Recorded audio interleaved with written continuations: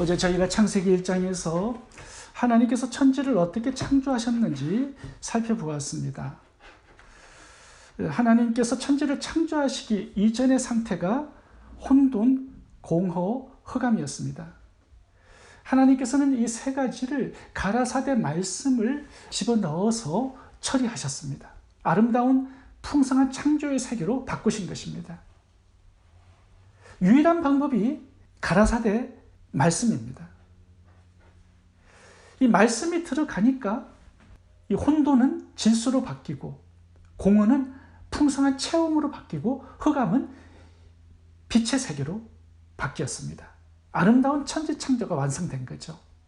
말씀으로 그렇게 되었다라는 겁니다. 그래서 제가 어제 그렇게 말씀드렸습니다. 우리 스스로 자신의 혼돈, 흑암, 공허를 내 힘으로 바꾸려고 노력하지 말라. 그 대신 하나님의 말씀을 읽고 듣고 공부하고 묵상하는데 힘써야 한다라고 말씀을 드렸습니다. 왜냐하면 하나님의 말씀이 그 역할을 하기 때문에, 그 사역을 하기 때문입니다. 우리의 어떤 노력과 힘으로 어떻게 흑암과 혼돈과 공허를 바꿀 수 있겠습니까? 하나님의 말씀이 임하면 아름다운 창조의 세계가 만들어진다는 거예요. 하나님은 가라사대 말씀으로 천지를 창조하셨는데요, 하나님 혼자서 그렇게 하신 것은 아니다라고 말씀을 하고 있습니다. 창세기 1장에 보시면 협력자들이 나오죠. 하늘, 땅, 바다입니다. 하나님은 이 세 가지 자리에다가 명령을 하셨습니다. 가라사대 말씀을 임하게 하신 거죠. 그렇게 해서 창조물들이 나오게 하셨습니다. 그런데 이 명령을 받은 하늘, 땅, 바다가 순종을 드립니다. 궁창은 해달별을 내어라. 궁창은 순종해서 그대로 되었습니다. 땅은 각종 씨 맺는 채소, 식물, 과목을 내어라. 땅은 순종해서 하나님 말씀 그대로 되었습니다. 물은 각종 물고기를 내어라. 물은 순종하죠. 그래서 하나님의 말씀 그대로 되었다라고 말씀하고 있습니다. 이렇게 하나님께서 창세기 1장에서 말씀과 순종이란 이 두 가지 방법으로 천지를 창조하신 이유가 있습니다. 오늘날에도 하나님의 풍성하고 아름다운 창조의 세계가 펼쳐지기 위해서는 우리가 순종해야 된다는 거예요. 하나님의 말씀에. 하나님 말씀하시고 우리는 그 말씀대로 순종할 때 혼돈, 흑암, 공허는 바뀌게 되겠죠. 그리고 아름다운 하나님의 창조를 우리가 경험하게 된다. 이것이 창세기 1장의 핵심 메시지입니다. 말씀과 순종. 창세기 1장에는요, 우리가 순종해야 될 명령이 무엇인가 하나님께서 알려주셨습니다. 첫째는 빛 대신 예수님을 믿고 영접하라는 것입니다. 그럴 때 우리에게 영적인 탄생, 첫째 날이 만들어진다는 거예요. 둘째는 하나님의 것과 내 것을 나누고 구별하라고 말씀합니다. 그게 둘째 날입니다. 셋째는 땅에 심으라 말씀하시죠. 땅이 씨 맺는 채소와 식물과 과목들을 낸 것처럼 우리가 자신의 풍성한 미래를 위해서 구제와 선행과 나눔을 심으라고 말씀합니다. 심는 이 순종의 삶에서 하나님께서 아름다운 풍성한 창조의 세계를 우리에게 주실 수 있다라는 말씀을 하고 있습니다. 오늘은 네 번째 우리들이 순종해야 될 명령을 살펴보겠습니다. 그것은 선교하라는 겁니다. 이 넷째 날은요, 이 궁창의 해달별을 창조하신 날입니다. 하나님께서 빛이 있으라 이렇게 말씀을 하세요. 그랬더니 해달별이 나왔습니다. 그런데 이 빛은요, 첫째 날에도 하나님께서 나오게 하신 거예요. 근데 넷째 날에도 빛을 만드셨습니다. 3절과 14절을 영어로 보면 둘 다 light을 만드셨다라고 기록되어 있어요. 3절에도 let there be light, 14절 넷째 날에도 보면 let there be light 이렇게 나오고 있습니다. 그런데 이 첫째 날에는 light이 단수고요, 이 넷째 날의 빛은 복수입니다. 그러니까 첫째 날에는 오르라는 단어를 썼고요. 빛을. 이 14절에 이 넷째 날의 빛은요. 마오르트라는 단어를 썼습니다. 그러니까 오르에 마가 붙었어요. 마오르. 동일한 빛인데 단수와 복수의 차이가 있습니다. 그런데 오늘 이 넷째 날의 이 빛은 복수인데요. 제가 히브리 원어 사전을 찾아보니까 빛을 내는 도구라는 뜻입니다. 도구. 이 마라는 단어가 빛의 도구라는 뜻이에요. 그러니까 빛을 나르는 도구가 바로 넷째 날에 하나님께서 창조하신 빛들입니다. 빛들, 복수. 이 넷째 날에 하나님께서 상징하는 게 뭐냐 하면요. 이 첫째 날의 빛은 예수님을 상징합니다. 근데 넷째 날의 빛은요. 이 예수님을 나르는 도구로서의 빛이에요. 우리 성도들의 전도와 선교, 복음 전파의 사명을 의미하는 그 빛이죠. 첫째 날은 빛은 우리 눈에 보이지 않습니다. 근데 넷째 날의 빛은요. 세상 사람들이 보는 빛이에요. 해, 달, 별의 빛이니까. 그러니까 이 넷째 날의 빛은요. 이 첫째 날의 빛이 어떤 것인가를 설명하고 증거하고 알려주는 그런 빛입니다. 빛의 도구예요. 이 넷째 날의 빛은요. 이 땅에 비치는 빛이었습니다. 세상 사람들은 이 첫째 날의 빛을 알지 못합니다. 그래서 넷째 날의 이 빛의 도구인 우리 성도들이 필요한 거예요. 넷째 날의 빛은요, 이 빛들은 세상의 빛으로 하나님께서 만드신 우리 성도들의 사명을 상징하는 단어입니다. 참 빛 되신 예수님을 세상 사람들에게 드러내고 알리고 믿을 수 있도록 증거하는 도구로서의 빛입니다. 그것이 우리 성도들의 사명이에요. 성경을 보시면 예수님을 빛으로 말씀하셨고요. 또 예수님을 믿는 성도를 또한 빛이라고 말씀하십니다. 요한복음 8장 12절부터 제가 읽어보겠습니다. 예수께서 일러 가라사대 나는 세상의 빛이니 생명의 빛을 얻으리라. 9절 참빛 곧 세상에 와서 각 사람에게 비치는 빛이 있었나니. 요한복음 12장 36절 아직 빛이 있을 동안에 빛을 믿으라. 그리하면 빛의 아들이 되리라. 그런데 우리 성도들도 마태복음 5장 14절을 보세요. 똑같은 이 빛으로 말씀합니다. 너희는 세상의 빛이라. 이름으로 지방 모든 사람에게 비치느니라. 예수님의 빛을 받아들였어요. 그 빛이 우리의 마음에 있는 거죠. 우리의 삶 속에. 그래서 그 빛을 증거하고 드러내요. 우리도 빛이라는 겁니다. 예수 그리스도를 비추는 빛이에요. 세상 사람들은 이 참빛 대신 예수님을 알 수 없기 때문에 하나님은 그 빛을 증거하는 사명으로 성도들을 빛으로 창조하신 것입니다. 요한복음 1장에 보면 침례 요한의 사명이 나옵니다. 침례 요한의 사명이 뭐냐면 예수님을 세상 사람들에게 비춰주는 거예요. 왜요? 세상 사람들이 참빛 대신 예수님을 알지 못하기 때문에. 스스로는 깨닫지 못해요. 그래서 침례 요한의 사명이 나오는 겁니다. 침례 요한을 작은 빛으로 빛의 도구로 사용하셔서 예수님의 빛을 알려주도록 증거하도록 하신 겁니다. 요한복음 1장 5절부터 읽어보겠습니다. 빛이 어두움에 빛이 돼 어두움이 깨닫지 못하더라. 하나님께로서 보내심을 받은 사람이 났으니 이름은 요한이라. 저가 증거하러 왔으니 곧 빛에 대하여 증거하고 모든 사람으로 자기를 인하여 믿게 하려 함이라.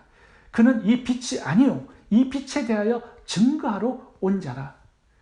이 빛에 대하여 증거하러 온 자, 이게 빛의 도구, 오늘 넷째 날에 하나님께서 창조하신 이 빛들이라는 단어의 뜻입니다.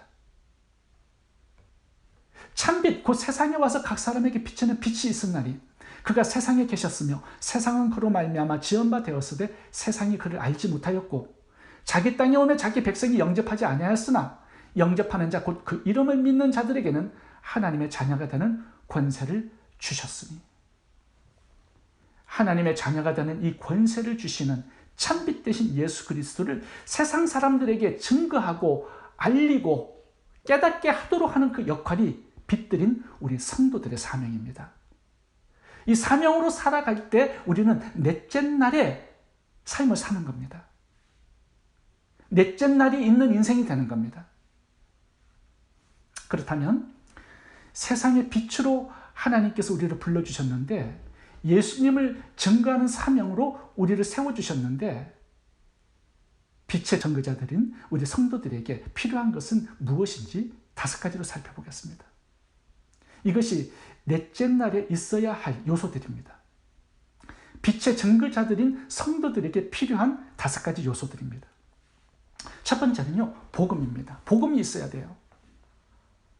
이 넷째 날은요, 복음을 전파하는 삶이죠. 예수님을 가르치는 삶이죠. 그렇다면 예수님을 알아야 되겠습니다. 예수님의 복음을 우리가 알아야 합니다. 복음을 전파하는 것이 빛을 비추는 거예요. 이 복음이 빛입니다. 사도 바울을 봐보겠습니다. 사도행전 13장 보시면 예수님의 사도 바울을 이방인의 빛을 삼아 땅끝까지 구원하겠다라고 말씀하세요. 사도행전 13장 47절 봅니다. 주께서 이같이 우리를 명하시되 내가 너를 이방의 빛을 삼아 너를 땅끝까지 구원하게 하리라. 이방의 빛을 삼아요. 이방인들에게 복음을 증거하는 사명자로 삼았다라는 겁니다. 이방인의 빛이 되기 위해서는 이 복음을 알아야 되죠. 복음을 증거해야 합니다. 이게 빛이에요. 계시록 1장 20절을 읽어보겠습니다. 내 오른손에 7별의 비밀과 7 금촛대라. 7별은 7 교회의 사자요. 교회의 목회자들을 별이라고 말씀하세요. 이 땅에 예수 그리스도를 비추는 빛의 도구로 세우셨다는 겁니다. 우리가 빛이죠? 복음을 전하는 게 빛을 비추는 겁니다. 두 번째 우리에게 필요한 것은 선행입니다. 마태복음 5장 16절을 보시면 너희는 세상의 빛이라고 말씀하면서 그 빛된 삶의 내용을 알려주셨는데 그게 뭐냐면 착한 행실이에요. 마태복음 5장 16절을 읽겠습니다. 이같이 너희 빛을 사람 앞에 비추게 하여 저희로 너희 착한 행실을 보고 하늘에 계신 너희 아버지께 영광을 돌리게 하라. 사람들이 우리의 착한 행실을 볼 수 있도록 선을 행하라는 겁니다. 그 선행이 빛을 비추는 겁니다. 사도행전 9장을 보시면 다비다 이야기가 나오죠. 다비다는 욥바에서 복음 전파의 사명을 감당한 게 아닙니다. 복음을 전한 게 아니에요. 다비다는 과부들의 옷을 지어주면서 선행을 베풀었습니다. 근데 어느 날 다비다가 죽어요. 근데 하나님은 베드로를 보내서 기적을 일으키시죠. 다비다를 죽음에서 다시 부활시켜 주십니다. 그 결과가 뭐냐 하면 욥바의 많은 사람들이 예수님을 믿더라 이렇게 나옵니다. 다비다가 복음을 전한 게 아니라 선을 행한 겁니다. 이 선행이 빛이 되어서 예수 그리스도를 많은 사람들에게 전파하는 통로가 된 거예요. 복음도 빛이지만 선행도 빛이라는 거 주님께서 말씀하고 있습니다. 세 번째 필요한 것은 거룩한 삶입니다. 복음 전파자의 사명자들에게 이 거룩이 있어야 한다고 말씀하세요. 오늘 본문에 보시면 이 해달 별은 땅에 비추는 사명으로 하나님께서 창조하셨습니다. 그런데 어디에 있습니까? 땅에 있지 않아요. 하늘에 있습니다. 궁창에. 땅에서 나와야 빛을 비추는 사명을 감당할 수 있다는 겁니다. 땅에 나와서 하늘 차원의 인생을 살아야 된다는 거예요. 땅에 있지만 땅에 동화되지 않는다라는 뜻이죠. 더러워지면, 세상과 동화되면 빛을 비출 수 없습니다. 왜요? 빛이 꺼지기 때문에. 가룟 유다도 빛이었지만 빛이 꺼져버렸죠. 라오디게아 교회도 빛이었지만 빛이 꺼져버렸습니다. 왜 그랬죠? 돈 욕심으로 더러워졌기 때문입니다. 다윗과 솔로몬도 이 세상을 비추는 빛이었어요. 한때는 빛의 사명을 잘 감당했습니다만 밧세바를 간음하고 솔로몬은 1000명의 여인들과 타락했을 때 빛이 꺼져버렸습니다. 땅을 비추는 빛은요, 땅에서 나와서 하늘 차원의 구별된 삶을, 거룩한 삶을 살아야 합니다. 네 번째, 복음의 사명을 감당하는 성도들은요, 접촉이 필요합니다. 만남이 필요해요. 세상에 나와서 거룩한 삶을 살아야 되지만 세상으로 들어가야 합니다. 이것이 사명을 감당하는 빛을 비추는 성도들의 삶이에요. 세상에 있지만 동화되지는 않아요. 구별되어 거룩한 삶을 살아요. 그리고 세상에 있는 사람들과 만남을 갖고 접촉합니다. 세상으로 들어가요. 해달별은 하늘에 있습니다. 근데 그 목적은 땅을 비추는 것이 목적이에요. 땅을 섬겨야 돼요. 땅에 있는 모든 생명체를 섬기는 것이 해달별의 사명입니다. 왜 그들에게 빛을 주셨느냐? 땅을 비추라고, 땅을 섬기라고. 땅으로 들어가서 땅을 접촉해야만 빛의 사명을 감당할 수 있는 거죠. 예수님은 12 제자들을 둘씩 세상으로 파송하셨습니다. 복음으로, 선행으로 사람들을 섬기도록 파송하신 거예요. 예수님도 천국에만 계시지 않고 이 땅으로 인간이 되어서 오셨습니다. 침투해 들어오신 거죠. 땅에 들어오셔서 사람들과 만나고 접촉하고 사람들을 섬기셨습니다. 복음을 전하셨어요. 예수님은 매일 시장과 마을과 병자들이 있는 곳을 찾아가셨습니다. 사람들과 함께 식사하고 접촉하고 그들의 필요를 섬겨주셨습니다. 니고데모, 수가성 여인, 삭개오, 간음한 여인, 그라사 광인, 막달라 마리아를 만나서 그들에게 빛이 되어 주셨습니다. 그러면서 이렇게 말씀하세요. 요한복음 17장 18절. 아버지께서 나를 세상에 보내신 것 같이 나도 저희를 세상에 보내었고. 마지막으로 우리들에게 필요한 것, 동력입니다. 오늘 넷째 날에는요, 하나님께서 태양 하나만 만드시지 않았습니다. 해와 달과 그리고 수많은 별들을 만드셨어요. 그리고 어두운 세상을 비치도록 밝히도록 하신 것입니다. 동역하라는 거죠. 함께 세상을 비추라는 거예요. 그래서 마태복음 5장 13절 봐보세요. 너희는 세상의 소금이니, 복수로 나오죠? 너희는 세상의 빛이라. 복수로 나옵니다. 동역해야 빛의 사명을 감당할 수 있다는 것입니다. 예수님도 12 제자들과 동역으로 이 땅에서 빛의 사명을 감당하셨고요. 사도 바울도 37명의 성도들과 동역해서 로마 복음화를 이루어냈습니다. 우리도 빛의 사명을 감당하기 위해서는 아름다운 동력이 있어야 한다고 말씀하세요. 오늘 저희들이 넷째 날의 선교적인 삶을 살펴보았습니다. 우리들에게 이 넷째 날이 있기 위해서는 복음이 있어야 되고 선행이 있어야 하고 거룩한 구별이 있어야 하고요. 만남 그리고 동역이 있어야 합니다. 이 5가지를 가지고 빛의 사명을 잘 감당하는, 그래서 영혼들을 구원하고 하나님께 영광을 돌리는 저와 여러분 될 수 있기를 바랍니다. 기도하겠습니다.